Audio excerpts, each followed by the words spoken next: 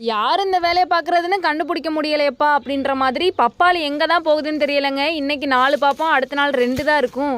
சரி பரவாயில்ல, சாப்பிட்றதானே சாப்பிட்டு போட்டோம் அப்படின்னு சொல்லிட்டு நாங்களும் வலை வீசியெல்லாம் தேடுறதில்ல, அப்படியே விட்டுட்டோம். கொஞ்சம் அரைக்காயாக இருந்துச்சுங்க, அதெல்லாம் வீட்டுக்கு பறிச்சுட்டு போயிடலாம் அப்படின்னு சொல்லிட்டு நானும் கம்பை வச்சு எடுத்து பார்க்குறேன். மரமே ஒரு ஆட்டம் காட்டிருச்சு. நான்லாம் பார்க்கறதுக்கு தாங்க தைரியசாலி, மற்றபடி பயந்தாங்கோலி.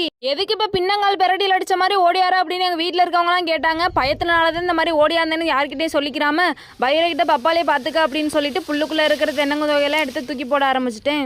நம்மளே பார்த்து பார்த்து புல்லெல்லாம் வளர்த்துட்டு இருக்கோங்க. தென்னை மட்டை எல்லாமே கரெக்டாக புல்லுக்குள்ளே தான் விழுகுது. பூரா மட்டையும் தூக்கி போட்டு மம்பட்டையை எடுத்தாச்சு.